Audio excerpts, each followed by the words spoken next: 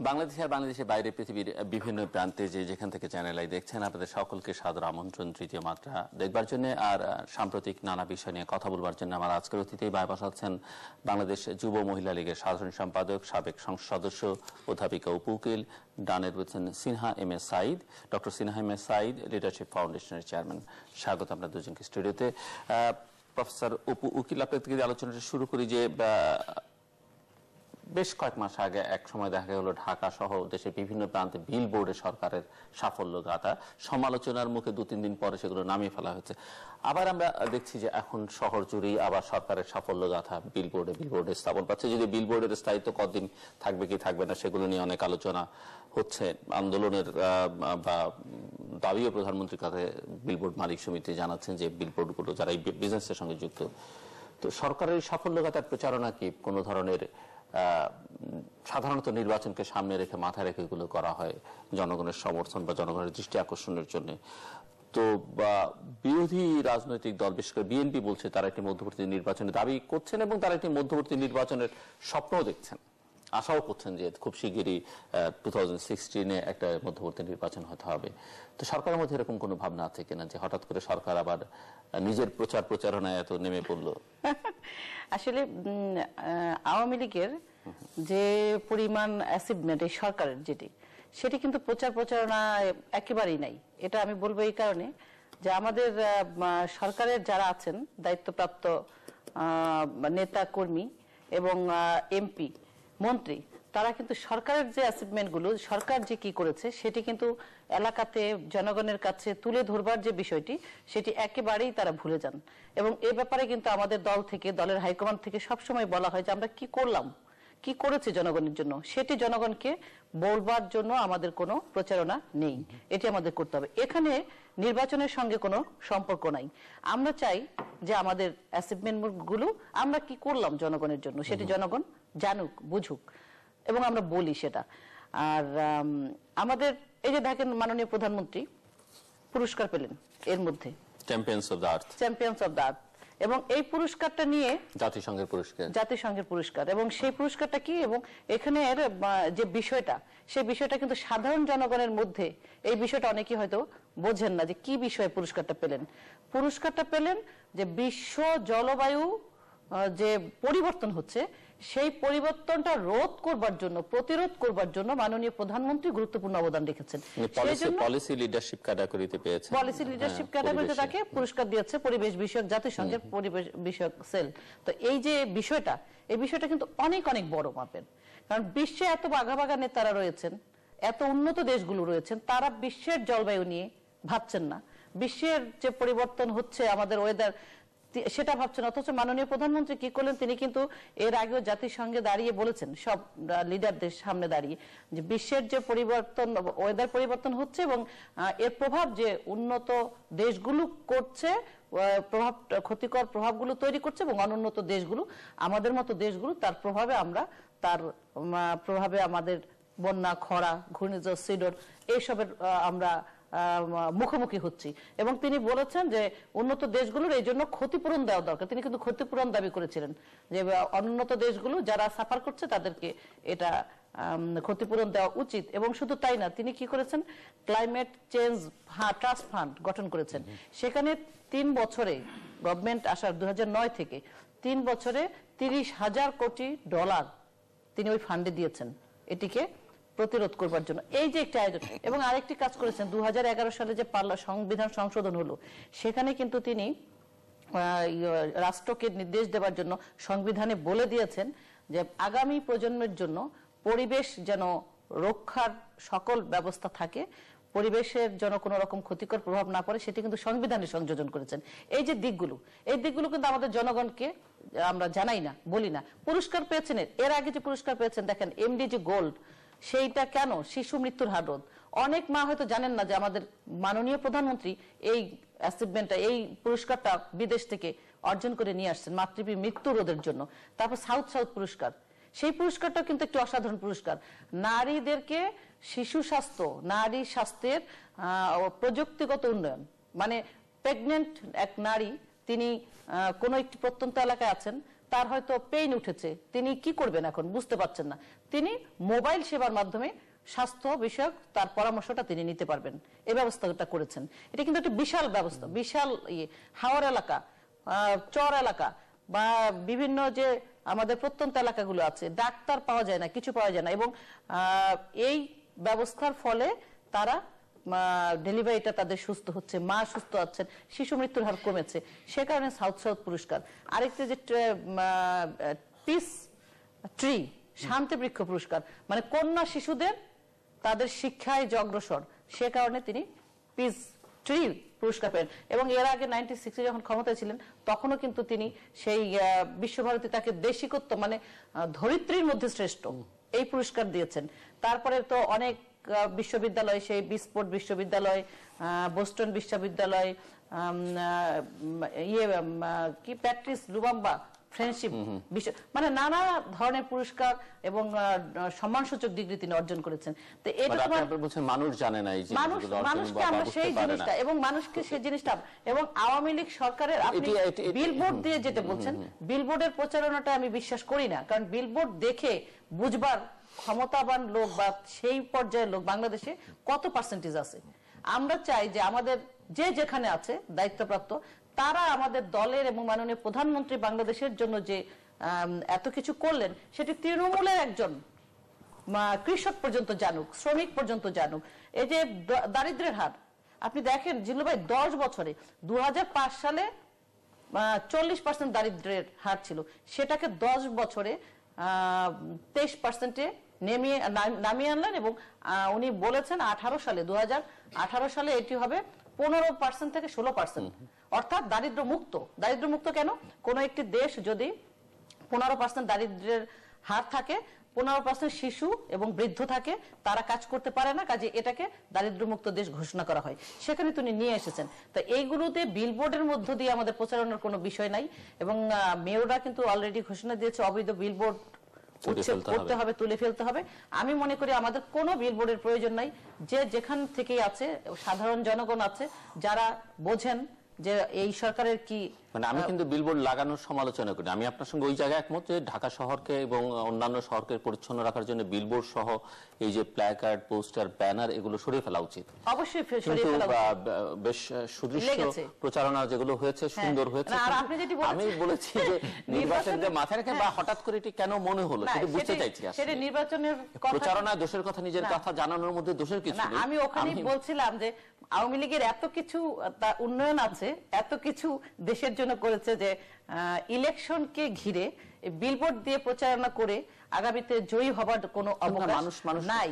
আপনি নিজেই বলছেন যে মানুষ জানছে না, তো মানুষ না জানলে মানুষ বিচার বিবেচনা করবে কিভাবে অন্যদের সঙ্গে? বিচার বিবেচনা তাদের বক্তৃতায়, বিবৃতিতে, এলাকার জনগণের কাছে ঢাকা শহরের অনেকেই জানে, কিন্তু আমি চাই প্রত্যন্ত এলাকায় এই উন্নয়নের ধারাবাহিকতার যে ক্যারিশমা মাননীয় প্রধানমন্ত্রী এটি ছড়িয়ে দেন।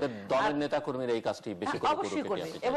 এবং যে আপনি যেটা বলছেন নির্বাচন কেন্দ্রিক প্রচারণা, আমি মনে করি বাংলাদেশের জনগণ এই ব্যাপারে অনেক সচেতন। কোন সরকার তাদের জন্য কি করলো, কোন সরকার দুর্নীতি করলো, কোন সরকার দুর্নীতি রুখলো, কোন সরকার দেশকে এগিয়ে নিল, এটি বুঝবার কিন্তু কারণ হচ্ছে, দেখেন আমেরিকার একটি রিসার্চ সেন্টার তারা একটি 2টি জরিপ করেছে। সেই জরিপে তারা বলেছে মানে 84% কৃষক মোবাইলে তাদের কৃষির সাজেশন নেন এবং মোবাইল ব্যবহার করেন। এই যে তথ্যটা, এর মধ্য দিয়ে কি মানে কৃষকরাও কিন্তু আমাদের কৃষকরা শুধু চাষবাসেই ব্যস্ত না, তারাও বিশ্বটার খবর রাখে। কাজেই ইলেকশন 2019-এ হবে, আর আগাম ইলেকশনের কোনো আভাসই আমরা দেখছি না বা দেখার কোনো অবকাশও নাই, আর সরকারের সেই প্রস্তুতিও নাই।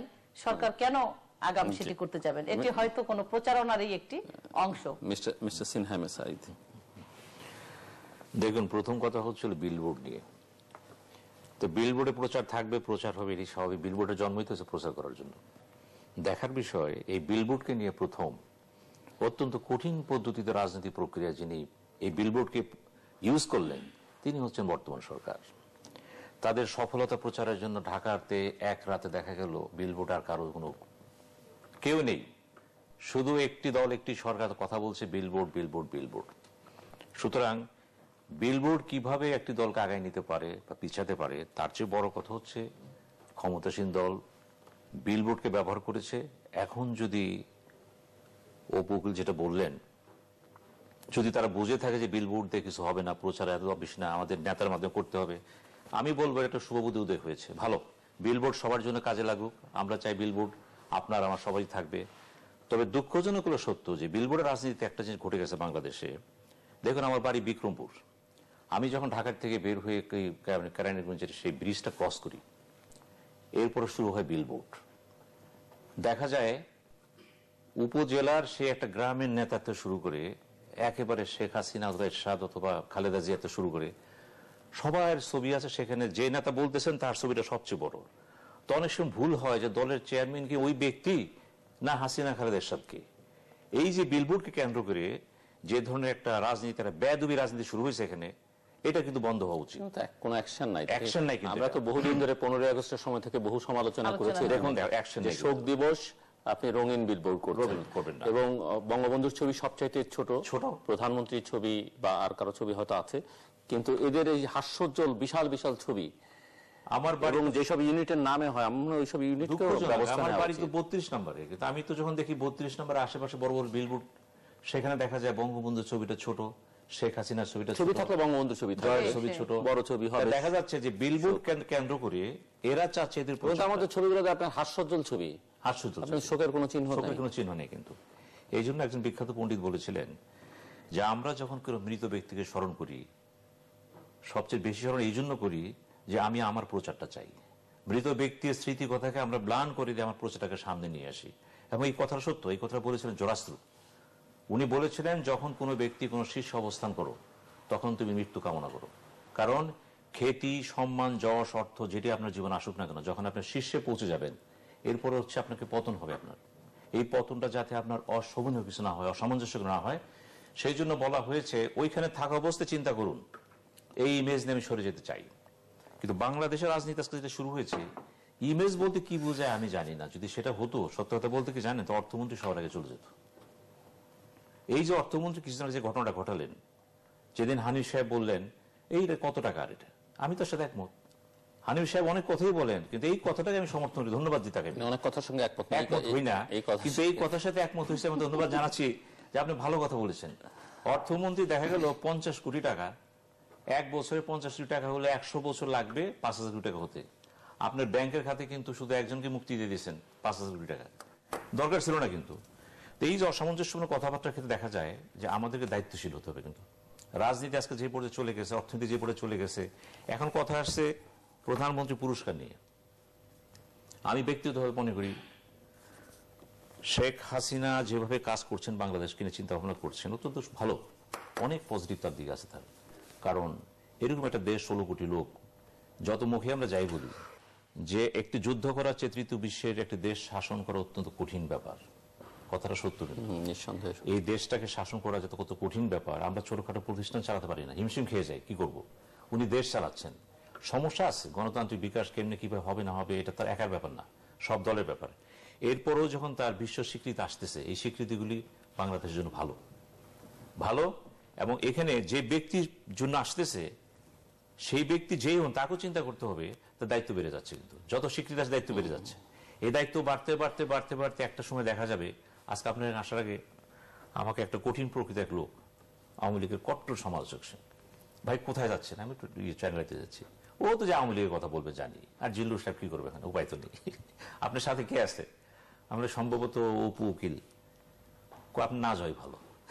আমি বললাম যাবো না কেন, কারণ কথাটা দাঁড়াচ্ছে যে এখানে আসলে তো কথা বলে না, কথা সত্য।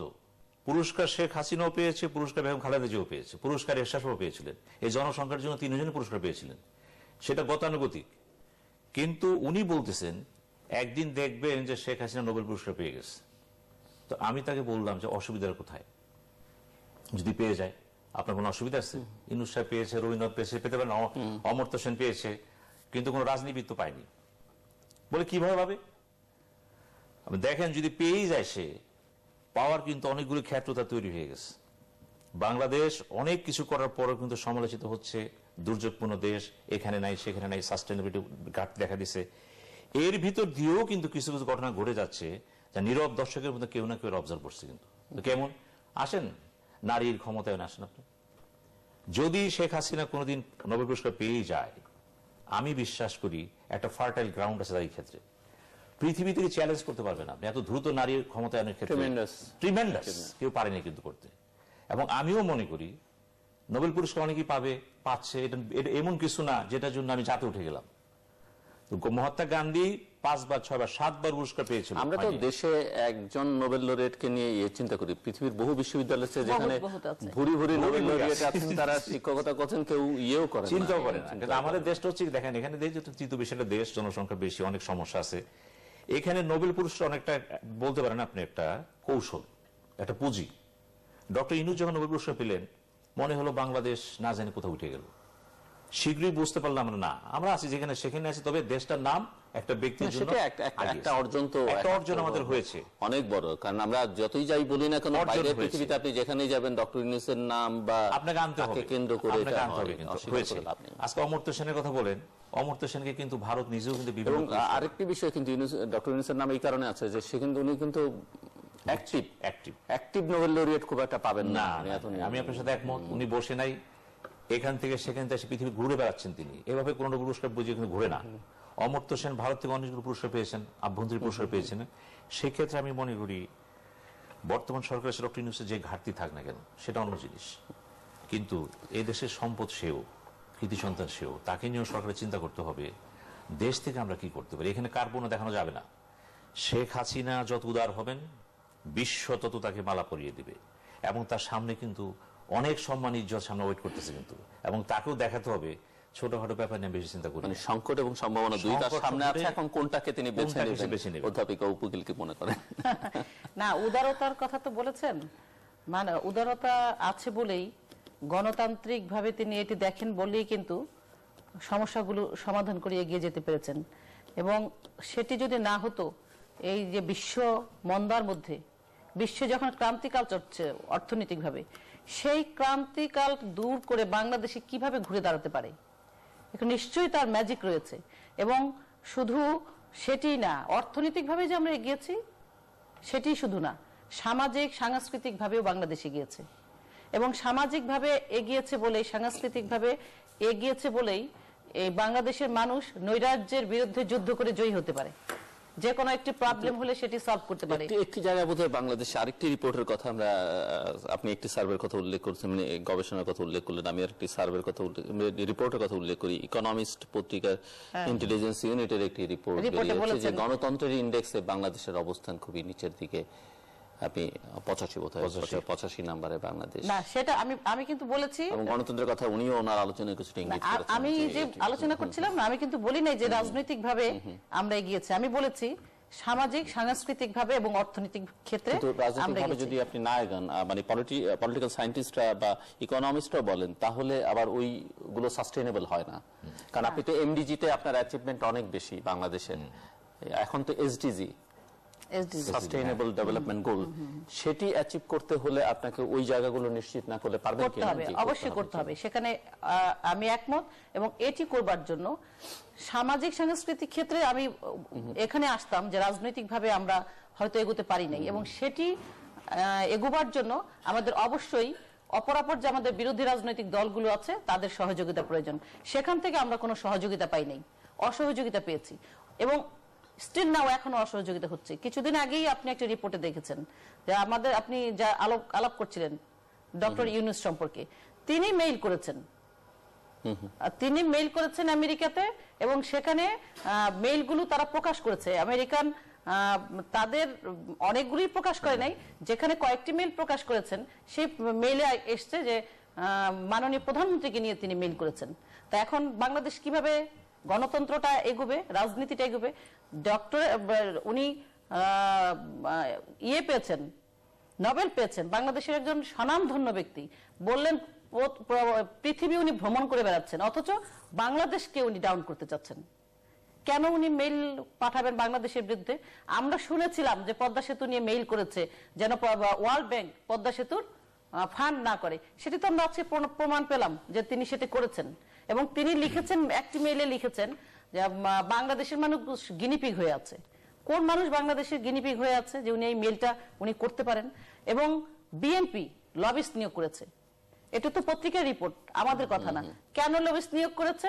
বাংলাদেশকে কিভাবে নিচে নামিয়ে নেওয়া যায়, কিভাবে শেখ হাসিনাকে সরিয়ে দেওয়া যায়, তাকে হত্যা করা যায়, সেই জন্য লবিস্ট নিয়োগ করে সজীব ওয়াজেদ জয়কে কিভাবে অপহরণ করে হত্যা করা যায়। তো এটি যদি কোনো একটি রাজনৈতিক দলের বাংলাদেশের বিরোধিতা হয়, রাজনৈতিক বিরোধিতা, তাহলে গণতন্ত্র কিভাবে প্রতিষ্ঠিত হবে? ওইখানে পারে নাই। এই মনোবৃত্তির, এই মানসিকতার আমাদের রাজনৈতিক দল রয়েছে বলেই, এবং তারা স্বাধীনতা বিরোধীদের নিয়ে দল গঠন করে আছে বলেই তারাও নিজের দেশটিকে ভালোবাসতে পারে নাই। এবং বিএনপি জন্মই হয়েছিল ওইভাবে যে দেশের প্রতি কোনো ভালোবাসা থেকে, দেশের কোনো জনদরদী নেতাদেরকে নিয়ে, কিংবা দেশের কোনো প্রয়োজনে কিন্তু বিএনপি সৃষ্টি হয়নি। যে কারণে তারা নিজেদের প্রয়োজনে এই বাংলাদেশকে বিশ্ব দরবারে যেমন জিএসপি বন্ধ করবার জন্য চিঠি লিখতে পারে, আবার ঠিক বাংলাদেশের প্রধানমন্ত্রীকে হত্যা করবার জন্য বিদেশিদের সহায়তা নেবার জন্য তারা লবিস্ট নিয়োগ করতে পারে। তাহলে গণতন্ত্র কাঠামোটা কিভাবে পুনরুদ্ধার হবে?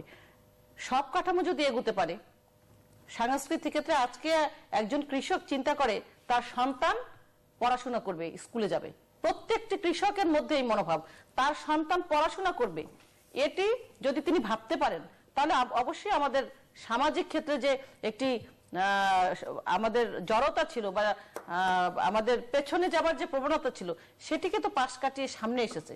এখন রাজনৈতিকভাবে বাংলাদেশের জনগণের এই দাবিটি তুলতে হবে, যারা দেশের বিরোধিতা করে, রাজনীতি করবে রাজনীতির খাতিরে, কিন্তু দেশকে পিছিয়ে দিতে হবে, শেখ হাসিনাকে হত্যা করতে হবে, গণতন্ত্রের স্তম্ভ ভেঙে দিতে হবে, বিদেশিদের সহযোগিতা নিয়ে বাংলাদেশকে ওই উন্নয়নকে বাধাগ্রস্ত করতে হবে, পিছিয়ে দিতে হবে। এটি আপনি যে বললেন আমার সাথে টকশো করবার জন্য আপনাকে বলেছে এই কথা, এখন আমি যদি এই কথাগুলো বলি, আমার মনে হয় আপনার সঙ্গে একমত হতে হবে, কারণ আপনি বাংলাদেশের ভালো চান, দেশের উন্নয়নের কথা আপনি প্রশংসা করলেন, শেখ হাসিনার অ্যাচিভমেন্ট বা অ্যাওয়ার্ডের জন্য আপনি গর্বিত হয়েছেন।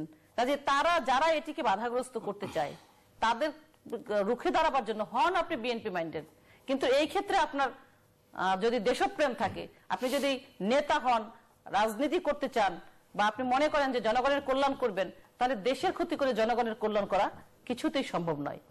আপনি বিরোধিতা করতে পারেন, ভলতেয়ার বলেছেন মত প্রকাশের স্বাধীনতা সবার থাকতে পারে।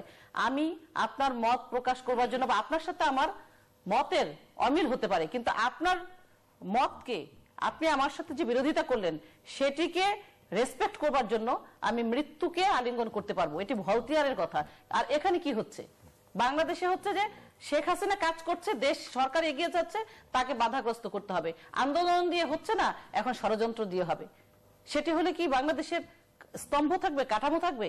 আমরা তো দেখেছি যে একটু যদি একাডেমিক স্বার্থে আলোচনাটা করছে, যে একটু যদি ইনক্লুসিভ পলিটিক্স প্রধানমন্ত্রী করেন বা আপনারা করেন, তাহলে অনেকে বাধা দানের ব্যাপারটা অনেক কমে যায় না?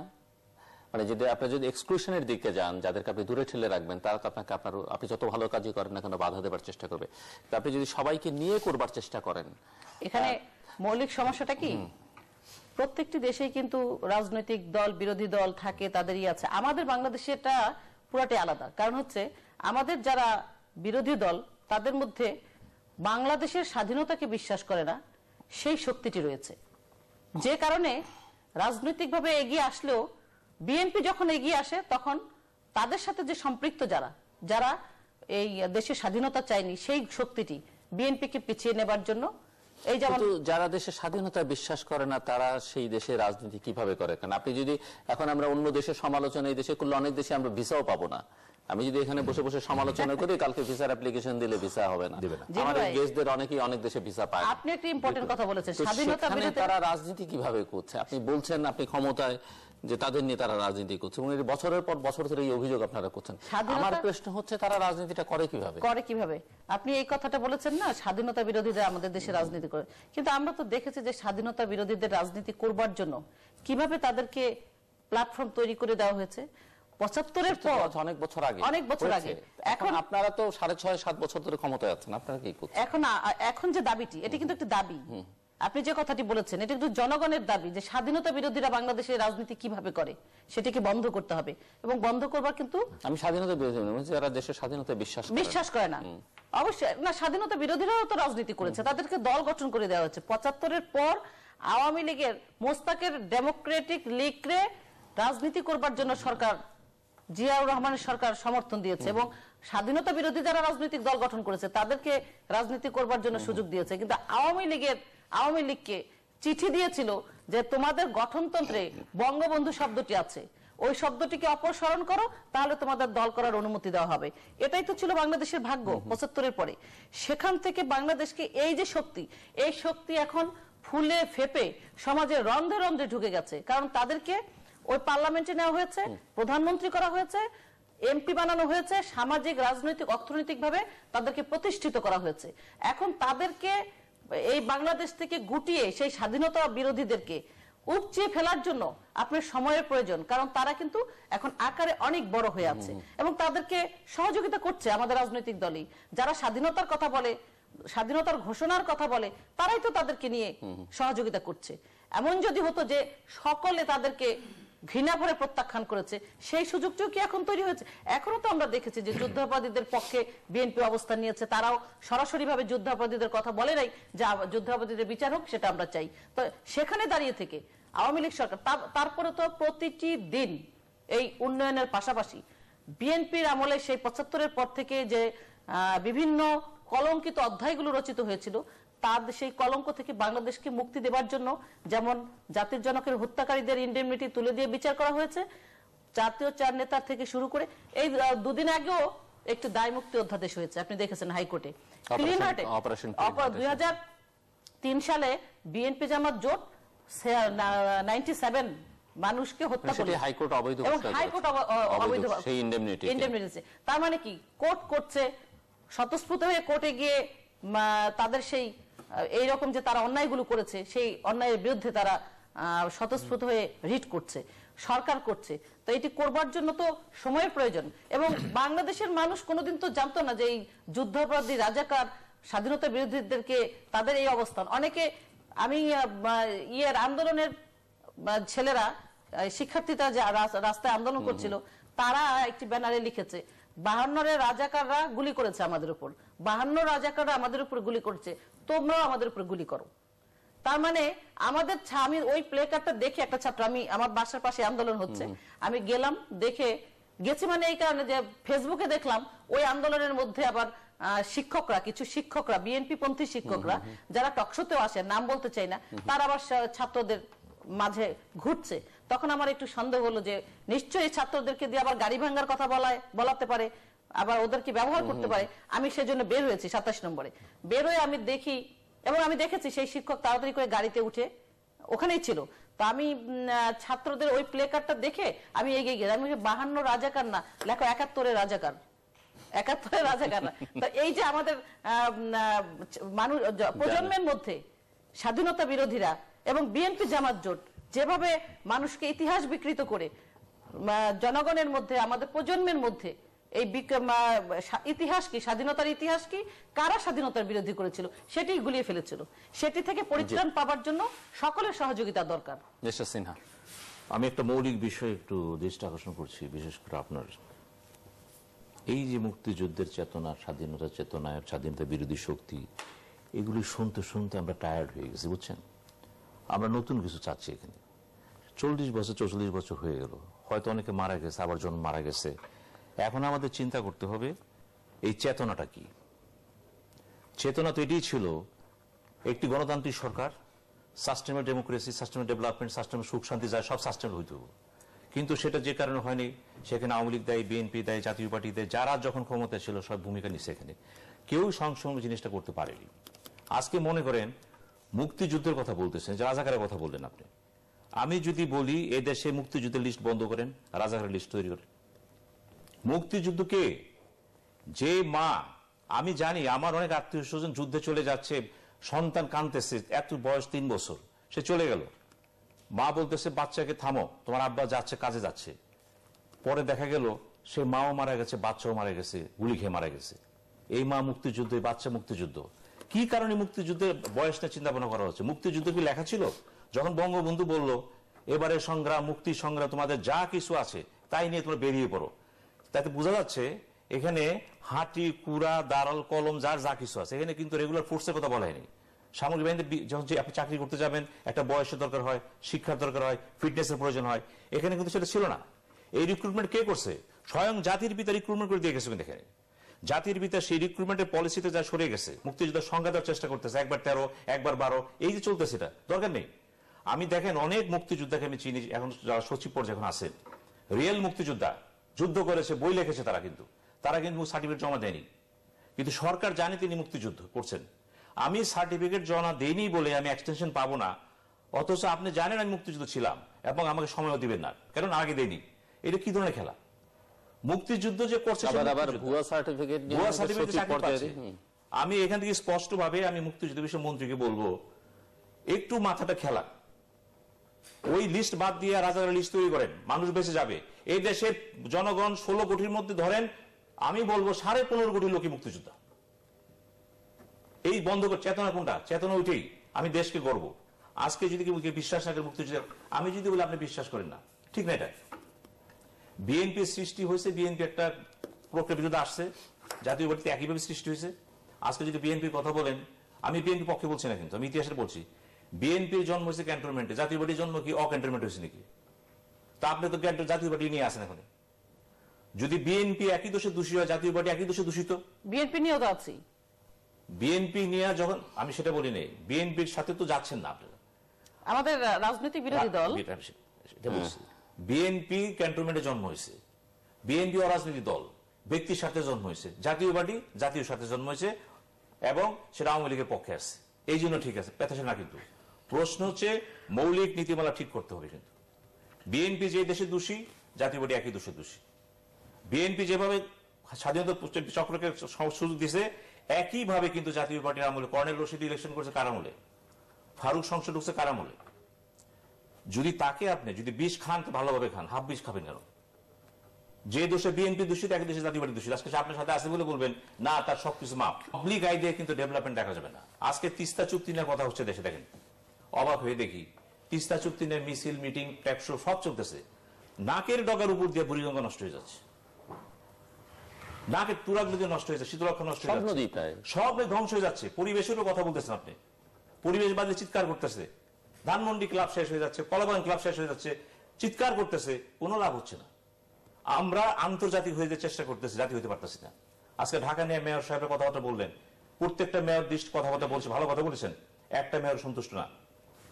নির্বাচনে যতগুলো প্রমিস করেছেন, একটা প্রমিসও তারা ফুলফিল করতে পারতেছেন না।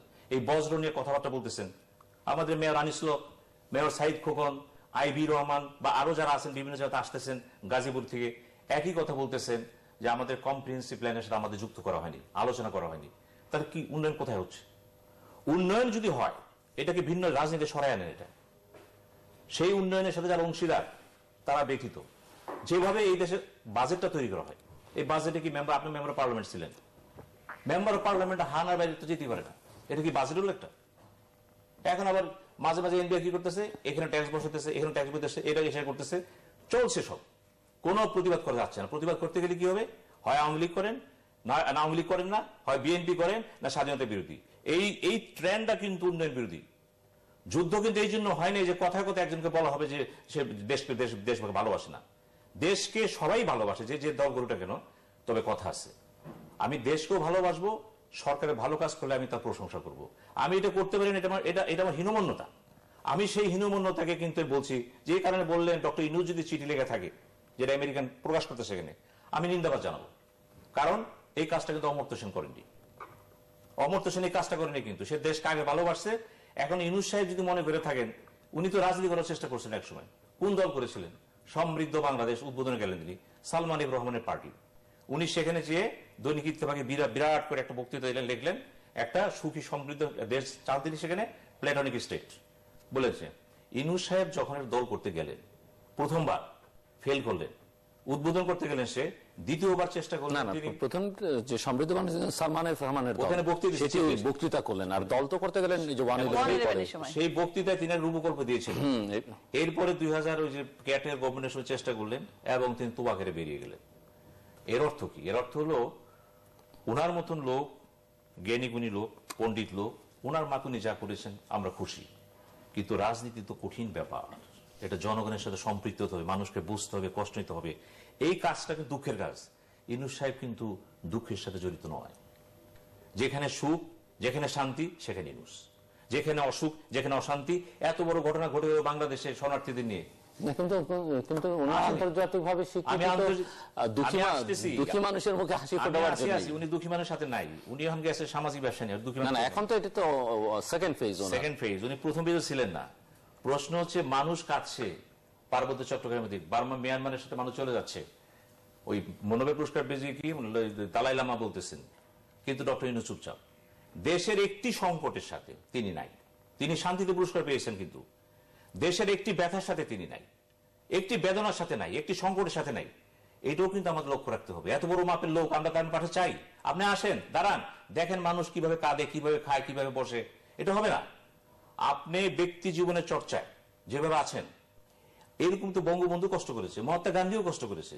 হ্যাঁ, আপনি এসি রুমে বসেন না, পায়জামা পড়েন, আপনাকে ধন্যবাদ, কিন্তু আপনি তো ওই যে মানুষের সাথে বসে ভাত খেতে পারবেন না, গরিবের সাথে সম্ভব না। আপনি আপনাকে একটা ধাঁচি তৈরি করেছেন, পৃথিবীর রাজা, বাদশাহ, সম্রাট যারা আছে সবাই আপনাকে চিনে, আপনি তাদের বন্ধু, থাকেন তাদের বন্ধু হিসেবে, অসুবিধা নেই। কিন্তু পাশাপাশি আপনাকে জনগণের সাথে যুক্ত হতে হবে, মানুষের কথা বলতে হবে, তাহলে আপনার শান্তি পুরস্কারটা, আমরা মনে করি, আমি কনফিউজ ব্যক্তিগতভাবে, শান্তি কোথায় হলো তাকে দিয়ে, তো তাকে বলতে হবে এখানে শান্তি। ওই যে আপনি নারীর ক্ষমতায়নের কথা বললেন বা বিভিন্ন ইস্যু বললেন, মেয়েরা স্বাবলম্বী হচ্ছে, এই যে এটা তার একার অবদান না। গ্রামীণ ব্যাংকটা তো তার তো একা তৈরি না, এটা বুঝতে হবে, এটা সাধারণ তৈরি করছে এই মুহিত সাহেব ছিলেন। তো এই মুহিত সাহেব তখন ছিলেন। আজকে উনি যখন দেখেন পুরস্কার যখন পেলেন, আমারও এখন খারাপ লাগে, উনি কিন্তু এরশাদের নামটা নেননি। মোস্ট আনগ্রেটফুল ইজ এরশাদ সাহেব। অনেক খারাপ কাজ করার পরও যে ভালো কাজ করেছেন, তারা একটা কাজ করেছেন, এই গ্রামীণ ব্যাংকের জন্ম দিয়েছেন। ইন্টারেস্টটা কত সেটাও বলেন। আসতেছি, ইন্টারেস্ট সবগুলো একই অবস্থা, যতগুলো এনজিও বাংলাদেশে আছে ইন্টারেস্ট সবগুলো কম। গভর্নমেন্ট কোন নন গভর্নমেন্ট কোন অন্য জিনিস। পৃথিবীতে এনজিওর জন্ম হয়েছে কিন্তু দারিদ্র বিমোচনের জন্য না, দারিদ্রকে ধারণ করে কিছু লোক বড় লোক হওয়ার জন্য। মূল অ্যানালাইসিস রিসার্চ করে দেখবেন, এখানে বেরিয়ে আসে। ইউনূস সাহেব বাইরে যাবে কেন? উনি তো বেরিয়ে যেতে পারেন না। আমি তাকে কিন্তু শ্রদ্ধা করি, আমি তাকে সেলুট দিই, পাশাপাশি আমার দুঃখ হয় আমাদের একটা সংকটে আমরা তাকে পাই না। যখন সংকট তখন আকাশে আছেন না, উন্নত দেশের কোথাও তিনি বসে আছেন। এটা ঠিক না। আল্লাহ তাকে হেদায়েত করুক, হেফাজত করুক, এবং জাতির কল্যাণে আমি বলবো ষড়যন্ত্র না করুক। আমি বলবো না, কিন্তু মিস্টার সিনহা, আপনারা তো ওনাকে, ওনার পরামর্শ নিচ্ছেন না। ওনার জন্য, ওনার সঙ্গে দেখা করার জন্য, ওনার পরামর্শ নেওয়ার জন্য পৃথিবীর অনেক প্রধানমন্ত্রী, প্রেসিডেন্ট তো অ্যাপয়েন্টমেন্টে দীর্ঘ সময় বসে থাকেন। ওনার সঙ্গে গিয়ে হোটেল, আপনার সাথে একমত, ওনার সঙ্গে গিয়ে হোটেল রুমে দেখা করেন, কিন্তু আপনারা তো। আপনার সাথে একমত। আমি আমার একটা লেখায় আমি বলেছিলাম যে প্রধানমন্ত্রী উচিত হবে ডক্টর ইউনূসের সাথে বসে সবকিছু ভুলে যে, কারণ এই প্রধানমন্ত্রীকে কিন্তু বিশ্ব সংখ্যায় পৌঁছে দেওয়ার ইউনূসের অবদান আছে, অবদান আছে তার। এই জাতিসংঘে সেই সম্মেলনে নিয়ে গেছিলেন, হিলারি ক্লিন্টন নিয়ে গেছেন তাকে, কোথায় যাতে একটা ব্যাঘাত ঘটলো তার সাথে। এবং প্রধানমন্ত্রী, বাংলাদেশের প্রধানমন্ত্রী তো ডক্টর মোহাম্মদ ইউনূসের সঙ্গে গিয়ে দেখা করতে হবে না, ডক্টর মোহাম্মদ ইউনূসকে ডাকলেই, এক কাপ চা খেতে ডাকলেই উনি আসবেন। আমি যতটুকু বুঝি, এখানে তো সে একটু ইঙ্গিত দিয়েছে যে ডক্টর ইউনূসের সাথে প্রধানমন্ত্রী যে বিরোধ, কোনো বিরোধ নাই তো। আমি বলছি আপনাকে বিরোধ আছে। কি বিরোধ? ওইগুলি রাজনীতি কথা বলেন না। যে বিরোধ, এই বিরোধটাকে যারা লাগিয়েছে, যারা লাগিয়েছিল, তারা কিন্তু এখন রঙ্গমঞ্চে নেই, নাট্যমঞ্চে নাই কিন্তু তারা। এখন যদি প্রধানমন্ত্রী চিন্তা করেন, ভুল ভ্রান্তি হতেই পারে, ইউনূস ভুল করতে পারে না, ডক্টর ইউনূস সে ভুল করতে পারে। এখন যদি মনে করেন বাংলাদেশ কৃতি সন্তান, ভুল ভ্রান্তি যাই করেছেন, আসেন, আসেন ভাই, আমরা দেশের জন্য কাজ করি। ইউনূসকে যদি পাশে নিতে পারেন শেখ হাসিনা, আমার কি মনে হয় জানেন, আমাদের উন্নয়নের একটা কাঠামো আগে আসবে। তা আমরা এটাকে চাচ্ছি। তো আমি প্রধানমন্ত্রীকে বলবো, আপনি অনেক উদার, আপনার উদারতার ভিতর দিয়ে অনেক চোরচোরটা, বদমাশ, ডাকাত সব ঢুকে গেছে এবং তারা প্লাস পয়েন্ট পেয়ে যাচ্ছে। কিন্তু একবার খালি আপনি বলেন, ভাই ইউনূস তুমি আসো, আসো বসি, ভাই বোন মিলা দেশটা গড়ি। এরপর যদি সে না আসে, বিশ্বাস করেন এদেশের মানুষ খুব সেন্সিটিভ, কিন্তু সেন্সিটিভ কিন্তু না অধ্যাপিকা অপু উকিল। হ্যাঁ, সিনেমায় ভালোই বলেছেন, লাস্টে যে কথাগুলো বললেন স্ববিরোধী কথা হয়ে গেল। আপনি নিজেই বলেছেন ডক্টর ইউনূস বাংলাদেশের কোনো কাজে লাগে না, তার নোবেল আকাশে ঘুরে বাতাসে ঘুরে বেড়ায়। আপনি দুটো অ্যাঙ্গেল না, কিন্তু এখন আমার অ্যাঙ্গেল কিন্তু অন্যরকম ছিল। আচ্ছা, আমার ভুল হলে আপনি পরে ইয়ে করেন। আপনি যে দৃষ্টিকোণ থেকে বলেছেন যে এটাই সঠিক, বাংলাদেশের স্বাধীনতা দিবসেও তাকে পাওয়া যায় না, ঘূর্ণিঝড়ও পাওয়া যায় না, তিনি একজন সামাজিক কাজ করে নোবেল পেয়েছেন, কিন্তু মানুষের কল্যাণে তাকে আমরা কখনো দেখি নাই। কিন্তু আমরা দেখেছি দেশ বিরোধী চক্রান্ত করবার জন্য। সেটি আমার কথা না, এটা মিডিয়ার কথা, বিশ্ব মিডিয়াই বলছে, তাদের রিপোর্ট তুলে ধরছে যে কিভাবে মেইল করে বাংলাদেশকে পিছিয়ে। এটা তো একটা মাত্র প্রমাণ। এরকম উনি নিজে সশরীরে উপস্থিত হয়ে বিভিন্নভাবে কনস্পিরেসি করে বাংলাদেশকে এই উন্নয়ন ঠেকাবার জন্য উনি চেষ্টা করেছেন। সেই ব্যক্তিকে মাননীয় প্রধানমন্ত্রীর ডেকে আনতে হবে। কারণ কি, মাননীয় বাংলাদেশের কি উন্নয়ন বসে আছে? বাংলাদেশের সামাজিক, অর্থনৈতিক, রাজনৈতিক ভাবে যে গ্যাপ আছে, সেই গ্যাপটা তো ইউনূস সেখানে সম্পর্কিত না। কারণ আমরা জানি 2008 না 2006 111 গভর্নমেন্ট আসার পরে ইউনূস সর্বপ্রথম যে কাজটি করেছিলেন, তিনি চেয়েছিলেন মাননীয় প্রধানমন্ত্রী শেখ হাসিনা এবং তৎকালীন বিরোধী নেত্রী বেগম খালেদা জিয়াকে বাংলাদেশ থেকে উচ্ছেদ করা, তাদেরকে সরিয়ে দেওয়া, মাইনাস করা। এটা তো তার মাইনাস টু থিওরি, তার ইচ্ছা ছিল। এবং সেজন্য তিনি কি করেছিলেন, দল গঠন করবার জন্য তিনি পত্রিকায় বিজ্ঞপ্তি দিয়ে আহ্বান করেছেন, ফোন নাম্বার দিয়ে, মেইল নাম্বার দিয়ে, মেসেজ নাম্বার দিয়ে, যে আমাকে মেসেজ করেন কারা কারা আমার দলে যোগ দিতে চান, আমি যে রাজনীতি করব, প্রধানমন্ত্রী হব, দেশ শাসন করব, তো সেজন্য আপনারা কারা কারা আমাকে সাপোর্ট দিতে চান, তারা আমাকে মেইল করেন। তখন দেখা গেল তার মেসেজে তাকে গালিগালাজ করে সবাই মেসেজ দেওয়া শুরু করলো এবং তাকে অকথ্য ভাষায় চিঠি লেখা শুরু করলো তাকে অকথ্য ভাষায়। এবং তিনি বুঝতে পারলেন যে তাকে একটি মেসেজও তার পক্ষে আসে নাই। কিন্তু এটি তো উনি বুঝতে পারলেন, বাংলাদেশে অনেকে তো এটি বুঝতে পারেন না, বুঝতে পারেন নাই বলেই তিনি তখন ওই যে আপনি সরে গেলেন, নাকে খত দিলেন। উনি বুদ্ধিমান। এখন সেই ব্যক্তিকে প্রধানমন্ত্রীর ডেকে এনে বাংলাদেশের কোন কাজে তাকে লাগাতে হবে? একটি কাজে লাগানো যায়, কিভাবে দেশকে ধ্বংস করা যাবে, আবার কিভাবে মাইনাস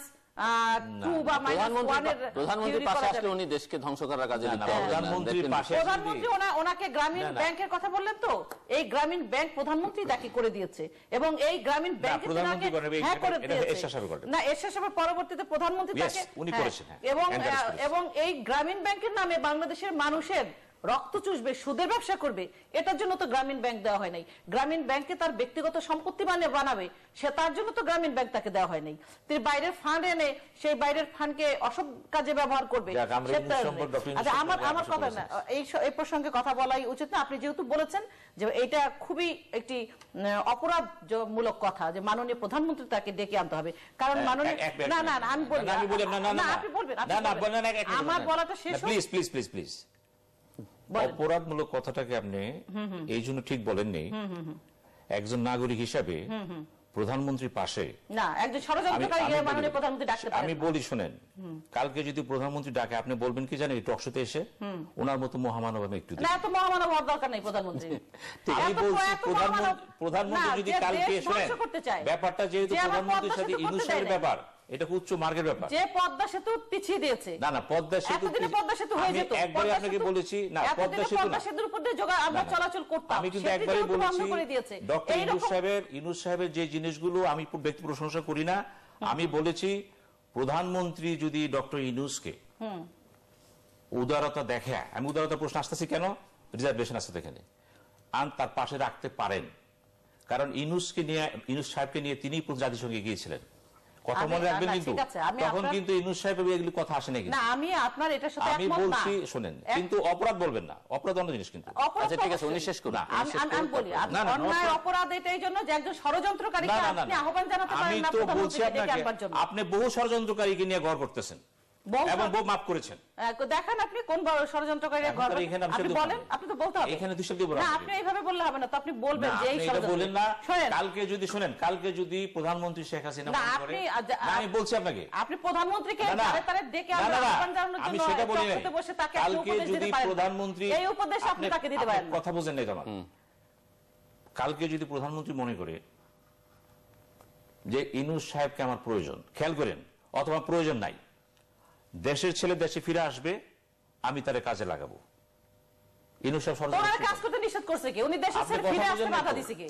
আপনি তো আপনি যে জিনিসটা কথাগুলো বলতেছেন কথা তো না না সামনে না নাই কোনো। সার্বভৌম আছে তো কি আপনি আছে? আপনি ওনাকে কি সাইড বাধা করতেছেন দিয়েছে? কেন? ওনাকে আচ্ছা বাধা ঠিক আছে, উনি দিয়েছে? শেষ করুক, তারপর আমি আপনার আচ্ছা কাছে ইউনূস আচ্ছা, আমাদের আমাকে শেষ করতে দেন। ইউনূস ফ্যাক্টর না ফ্যাক্টর না, চলবে factor না আপনার কাছে শেষ করুন। factor, এই জন্য না, আপনি এই আহ্বান না, জানাবেন। না, এটা তো আমি একমত আপনার না। ইউনূস আপনার কাছে ফ্যাক্টর হবে একসময় চিন্তা করেন নাই আমার কাছে- ফ্যাক্টর আমার হবে কাছে ঠিক আছে, আমরা এই ইউনূস সাহেব বলি এটা BNP ইউনূস কাছে সাহেব আপনার কাছে ষড়যন্ত্র factor। করতেছে এটা আপনার- করতেছে শোনেন, আমি সব শোনেন। একমত আপনার সাথে আচ্ছা, আমাকে বলতে দেন, আপনি কিন্তু তো এটা আপনার বললেন না বলাটা না শেষ করেছেন। এটা বললেন না আপনি যে অপরাধ অবশ্যই অপরাধ, অন্যায় এবং গরিব অপরাধ। না আপনি এই কথা আমাকে এটা বলতে বললেন না পারেন। আপনি বললাম আপনার মাননীয় আপনি শুনেন, প্রধানমন্ত্রী আমি একটা কথা বলি আপনি শুনেন। খালেদা জিয়াকে আহ্বান আমি জানান। কথা বলি শুনেন আমি খালেদা জিয়া আপনি আহ্বান জানান আমি জানাবো কেন না, আপনি জানাবেন আপনি এই জানান। কারণে, আপনার নেত্রী আপনি জানাবেন তাকে এই আপনি কারণে যে যতটুকু ইউনূসের শুনেন সঙ্গে তার আপনি সম্পৃক্ততা যতটুকু আছে এবং প্রধানমন্ত্রীকে শুনেন ডক্টর ইউনূসকে যতটুকু দেশে ওন করেন ষড়যন্ত্র করাচ্ছেন। আপনি যতটুকু ওন করেন আপনি মনে করেন না আমি তার চেয়ে কম করি এটা বললেন না কথা হলো যে আমি এটা তর্ক করবো না আপনি এটা কখনো অপরাধ কথা বলেন না কিন্তু আপনি তো আমাকে বলতে না, ঠিক আছে, দিচ্ছেন না। আমরা আমাকে উনি বলতে বলুন। দেন। এই লাইনে যাচ্ছেন কেন বলুন। লাইনে লাইনে যাচ্ছে, আছে, শোনেন, অপরাধ কি এগুলি? লাইনে যাচ্ছে এই কারণে মাননীয় প্রধানমন্ত্রীর বিরুদ্ধে যিনি ষড়যন্ত্র করেন, দেশের বিরুদ্ধে যিনি ষড়যন্ত্র করেন, সেই জন্য আমার লেগেছে যে এইটা আমি তো আপনার দ্বিমত না, করি আপনি নাই। বলবেন, আপনি বলেন, দ্বিমত না, আপনি পরে বলেন। আচ্ছা, আমরা আমার কথা- শেষের দিকে তো, শেষ আমি করে- শেষ করে দিন। বিএনপির সঙ্গে উনি সম্পৃক্ত আছে, বিএনপির নেত্রীকে উনি ধ্বংস করতে চেয়েছে, তারপর আবার বিএনপির সঙ্গে মিশেছে, কারণ দেশ ধ্বংসের ক্ষেত্রে এই দুই শক্তি, ইউনূস সাহেবের শক্তি এবং খালেদা জিয়া এক, যে কারণে তারা একই মেরুকরণ করেছে এবং সেটি করছে। সেক্ষেত্রে তাদেরকে নিয়ে আমাদের কোনো দরকার, কারণ মাননীয় জওহরলাল নেহরু 1930 সালে তার মেয়েকে একটি চিঠি লিখেছিলেন, তার মেয়ের জন্মদিন, ইন্দিরা গান্ধীর জন্মদিনে চিঠি লিখে বলেছিলেন যে ভয় পাবার মতো কাজ না করলে মানুষের মধ্যে যে সাহস সৃষ্টি হয়, সেই সাহসের সঙ্গে পৃথিবীর অন্য কোনো গুণের তুলনা হয় না। তো মাননীয় প্রধানমন্ত্রী এই বাংলাদেশে যে কাজ করেছেন, তিনি ভয় পাওয়ার মতো কোনো কাজ করেন নাই। কাজে তিনি মাথা উঁচু করে বিশ্ব দরবারে যেমন বাংলাদেশকে তুলে ধরছেন, বাংলাদেশেও এই ষড়যন্ত্রকারীদেরকে রুখে দেবার জন্য তার সেই সাহসটি আছে। কাজে এই ষড়যন্ত্রকারীদেরকে ডেকে এনে বাংলাদেশকে তিনি আর এগিয়ে যাবার যে প্রতিবন্ধকতা, সেটি তিনি করবেন না। আর বেগম খালেদা জিয়া তো বলেছিলেন না যে অতীতের প্রতিহিংসা ভুলে গিয়ে, আপনি তো বলেছেন যে অতীতের প্রতিহিংসা ভুলে গিয়ে আমরা সবাই ঐক্যের রাজনীতি করি, বলেছেন না? এই কথা বলার পরের দিনই তো আবার 15 আগস্টের জন্মদিনে কেক কেটেছেন। তো সেই রকম রাজনীতি হলে কি হবে? ডেকে এনে কি তাদেরকে দিয়ে কাজ করানো যাবে? আপনি ওটি দেখলেন 21 ঘন্টা পরে কেটেছেন। হ্যাঁ হ্যাঁ, একটু পিছিয়েছে। আপনার মহাসচিব বলেছেন এক ধাপে গিয়েছে, এক ধাপে আপনি কেন সমালোচনা করতে? না, আমি সমালোচনা করছি না, আমি বলছি যে আপনি যাদেরকে আগাতে দিয়ে দেন, বাংলাদেশকে আগাবে, এগিয়ে শুনেন। নেবার স্বপ্ন দেখেন, যিনি সরে তারা তো গেছে পারবে না, কারণ আগাতে দেন, ষড়যন্ত্রকারী। আসতে শুনেন, যিনি সরে গেছেন আস্তে আস্তে আসবে, আস্তে আস্তে আসবে, আসতে আর দেন। আপনি আরেকটি কথা বলেছেন যে স্বাধীনতাকে নিয়ে, আমি বলবো যে বাংলাদেশের স্বাধীনতা হচ্ছে আমাদের বেসিক নিড, আমাদের মৌলিক জিনিস। এখানে কেউ বিন্দু মাত্র এখানে বিরোধিতা করে কিংবা অ্যাভয়েড করে এই বাংলাদেশের জাতি এগোতে পারবে না। এখানে আমাদের এই মৌলিক জায়গাটিতে অবশ্যই এখানে আপনি যেটি বললেন যে মুক্তিযুদ্ধের কথা বলে, বারবার হাজারবার আমি মুক্তিযুদ্ধের কথা বলবো, সেখানে আপনি বিরক্ত হবেন না, কারণ এই শব্দটি বিরক্ত হবার নয়। স্বাধীনতার শব্দটি আমি নিঃশ্বাসে প্রশ্বাসে বলবো। সেখানে আপনার যদি ভালো না লাগে, সেটি আপনি মনে করবেন যে আপনার দেশপ্রেমের অভাব আছে, আপনি বারবার এইটি শুনতে চাইবেন। আপনি আবার ভুল করতেছেন, কিন্তু না, ভুল না, ভুল না, আপনি বারবার ভুল করতেছেন, জানেন? শুনেন না, পার্সোনালটা করে এই জন্য আপনি আমার দেশপ্রেম নিয়ে কথা বলতেছেন, আমি কিন্তু আপনাকে কিছুই বলি নাই, কথা কিন্তু আমিও বলতে পারি। দেশপ্রেম নিয়ে কথা বললেন না, প্রশ্ন হচ্ছে দেশ আপনার আমার দুজনেরই। আচ্ছা, আমি এইভাবে তাকাবো, আপনি এইভাবে তাকাবেন, কিন্তু আপনি এইভাবে তাকালে আপনার কি আসে যায়? না, আসে যায়। আমি সূর্য দেখতেছি, কিন্তু আপনি দেখতে অসুবিধা কি? আমি আপনার অ্যাঙ্গেল দেখবো কি জন্য? আচ্ছা, আপনি আমাকে যেগুলো বলেছেন সেগুলো তো আমাকে আপনি স্বাধীনতা সার্বভৌমত্বের বিপক্ষে আপনি যে কথাগুলো বলেছেন সেই কথাগুলো আমাকে বলতে দিবেন না। যেমন আপনি বললেন স্বৈর শাসকরে নিয়ে আমরা কাজ করছি, না হ্যাঁ, এটা ব্যাখ্যাটা তো দিতে দিবেন আমাকে। ব্যাখ্যা যেটা দেন, কাজ তো করতেছেন কথা বলছেন আপনি, ব্যাখ্যা 100 দেন না আসলে কি? ঠিক আছে, উনি শেষ করুন, আমি বলবো যে আপনি স্বৈর শাসকের কথা বলছেন। আমি জিয়াউর রহমান প্রথম স্বৈর শাসক বাংলাদেশে, তো আমরা তো তার দলকে এখানে ইয়ে করছি, সাপোর্ট করছি, বিরোধী রাজনৈতিক দল, সেই দলের সঙ্গে তো আমরা সম্পর্ক আছে, আমাদের আছে না? আমরা কি তাদেরকে রাজনৈতিকভাবে উচ্ছেদ করতে চাই? চাই না তো। তার কি স্বৈর শাসককে আমরা উচ্ছেদ করতে চাই না? কেন চাই না? এই কারণে যে 75-এর পর থেকে যেসব স্বৈর শাসকরা এসেছে, হাইকোর্ট তাদের অবৈধ করেছে, তারপরে মাননীয় প্রধানমন্ত্রী উদারতার কারণে সেই স্বৈর শাসকদের নিয়েই বাংলাদেশকে এগিয়ে নিতে চান। এখন আপনি রাজাকার প্রশ্নে যেহেতু এসেছেন, আপনি রাজাকারের সঙ্গে স্বৈর শাসকের তুলনা করেছেন, এই ক্ষেত্রে কিন্তু ছাড় নাই। আপনি বলেছেন স্বৈর এরশাদের নিয়ে করেছে, তার রাজাকারদেরকে নিয়ে বা জামাতদেরকে নিয়ে বিএনপি করলো অসুবিধা, এইখানে কিন্তু আপনার সঙ্গে আমি আপনাকে বলেছি শুনেন, আর আগে রাজাকার বা স্বাধীনতা বিরোধিতা কেউ উঠছেন বা তাদের বিরোধিতা, তারপরেই স্বৈর শাসক কথাই তো বলতে না দিচ্ছি এই যে শুনেন, 1988 নির্বাচন যখন হলো, বজলুল হুদা নির্বাচিত হয়ে আসলেন, কিন্তু কার আমল এটা? এটা তো আমার সময়, আপনি তো আমাকে বলতে দিবেন, আমি তো আপনার কথা শুনবো না। আমি আপনাকে যখন জিল্লুমের সময় দিবে তখন আমি আপনার কথা শেষ করুক, আমি আসছি আপনার আমাকে কাছে, বলতে দেন। শেষ করতে হবে তার। আচ্ছা, আপনি শর্ট করেন, আমরা শেষ মুহূর্তে। আপনি কিছু কথা বলেছেন, আমি সেই কথাগুলোরই আমি উত্তর দিচ্ছি, আমি অন্য কিছু বলছি না। ইয়ের কথা বলেন, আপনি অর্থমন্ত্রীর কথা বলেছেন। অর্থমন্ত্রী আছে বলে বয়স্ক হতে পারে, কথায় হয়তো একটু এলোমেলো বলতে পারে, কিন্তু তিনি আছেন এতদিন ধরে, তিনি আছেন, তার এই অর্থমন্ত্রীকে দিয়েই তো আমাদের দেশটা এগুচ্ছে। এই আবল তাবল কথা বলতে আমরা অনেককেই শুনি, কিন্তু আমরা কিন্তু এমন নেত্রীও আছে যে নেত্রী বাংলাদেশের মানুষ হত্যার জন্য নির্দেশনা দিচ্ছেন, হত্যা করেছেন বাংলাদেশের মানুষকে, তাকে তো আপনি সম্মান করছেন। অর্থমন্ত্রী যদি বয়সের ভারে কিছু নাজুক কথা বলে ফেলে, আবার অনেক সময় সরি বলে ফেলে, সেটিকে আপনি বড় করে দেখবেন না? বাংলাদেশের মানুষকে পেট্রোল বোমা দিয়ে পুড়িয়ে মারবার জন্য যেসব নেতা নেত্রীরা নির্দেশনা দিচ্ছেন তাদের সমালোচনা করবেন, আপনি বলেন। 2 মিনিট সময় আপনার জন্য শেষ করতে হবে। আমার প্রশ্ন হচ্ছে যে, আমার একটি প্রসঙ্গ যে আমার বিষয়বস্তু ক্লিয়ার, আপনি দেশপ্রেমিক, আমিও দেশপ্রেমী, দেশকে ভালোবাসি, স্বাধীনতা সার্বভৌমত্ব সংরক্ষণ করে আমরা সবাই এই ব্যাপারে সজাগ। আমরা যেখানে অবস্থান করি, আমাদের মৌলিক ভিত্তি হচ্ছে বাংলাদেশ, এই ভিত্তিটা মৌলিক। তবে আমরা ব্যক্তিগত কোনো দুর্বলতা নিয়ে বা আদর্শিক দুর্বলতা নিয়ে কোনো ব্যক্তির জন্য প্রশংসা করব না, আবার কোনো ব্যক্তিকে মূল শ্রদ্ধার আনার জন্য প্রয়োজন হলে উদার হতে আমরা পিছুপা হব না। তো যেই জিনিসগুলো আমরা মনে করি আমাদের দৃষ্টিকোণ থেকে, আপনার আমার দৃষ্টিকোণ থেকে মনে করতেছি উপযোগী, হয়তো প্রধানমন্ত্রী উপযোগী নাও মনে করতে পারেন তার দৃষ্টিকোণ থেকে, আবার উনি যেটা উপযোগী মনে করবেন, কালকে যদি প্রধানমন্ত্রী মনে করেন কোনো একটা বিষয়ে, আমি একটু ইউনুসের কথা আবার বলতেছি, যে ডক্টর ইউনুসকে তিনি শুভবুদ্ধির উদয় ঘটায়া কাজে লাগাবেন, সেই ক্ষেত্রে এই টক শোতে যারা আওয়ামী লীগ করেন সবাই এসে এক কথাই বলবে যে উদারতা হয়েছেন, ইউনুসের গুণ, তখন ইউনুসের গুণগুলি বেরিয়ে যাবে। কিন্তু আমি বলছি ব্যক্তি যা সে তাই, সে বিভ্রান্ত হয়েছে, তাকে সমালোচনা করেন যাতে ট্র্যাকে ফিরে আসে। আমি চাই না যে ইউনুস বাংলাদেশের বিরুদ্ধে সরসর করুক, তার বিরুদ্ধে দাঁড়াক, আমি চাই তার সুমতি হোক, সে আমাদের পাশে দাঁড়াক, দেশকে ভালোবাসুক, একাধিক পদ্মা ব্রিজ হোক, একাধিক ফুল লাইন হোক, আমরা খুশি হব। আল্লাহ আমাদের সবাইকে হেদায়েত হেফাজত করুন, যাতে আগামী দিনগুলো আমরা এই দেশকে ভালোবেসে এবং প্রমাণ করতে পারি আমরা প্রত্যেকেই যা যার অবস্থান থেকে একজন যোগ্য নাগরিক। আচ্ছা, আপনি মূল স্রোতের কথা বলেছেন, তো মানে মূল স্রোতে ফিরিয়ে আনবার জন্য আমি বলি, আমার সময় নাই ভাই, সিনা ভাই আর ডিস্টার্ব করেন না, আমি বলবো যে ভারতের প্রধানমন্ত্রী নেহেরু, উনি কমিউনিস্টরা যখন ভারতে রণদ্বীপের নেতৃত্বে ইয়া আজাদি ঝুঠায় বলে বিভিন্ন হত্যা ভাঙচুর এই নাশকতার নির্দেশ দিয়েছিল, তখন তাকে অনেকেই বলেছিলেন তাদের সাথে বসে মিটমাট করে তাদেরকে মূল স্রোতধারায় নিয়ে আসবার জন্য। তখন মহাত্মা নেহেরু গান্ধী বলেছিলেন যে রাজনৈতিক বিরোধীদের সাথে সমালোচনা করা যায়, আলোচনা করা যায়, বসা যায়, কিন্তু যারা আমার দেশ বিরোধী, ষড়যন্ত্রকারী, যারা আমার মানুষ খুন করে, ভাঙচুর করে, নাশকতা করে, তাদের সঙ্গে আমি বসবো না। তিনি কিন্তু বসেন নাই তাদের সঙ্গে, এবং তাদেরকে কি করেছিলেন, আর্মি পুলিশ দিয়ে তাদেরকে ওই কমিউনিস্ট পার্টি নিষিদ্ধ করেছিলেন এবং তাদেরকে আইনে সোপর্দ করেছিলেন। এটি কিন্তু ইতিহাস বলে, আর ইতিহাস থেকে আমাদের শিক্ষা নিতে হবে।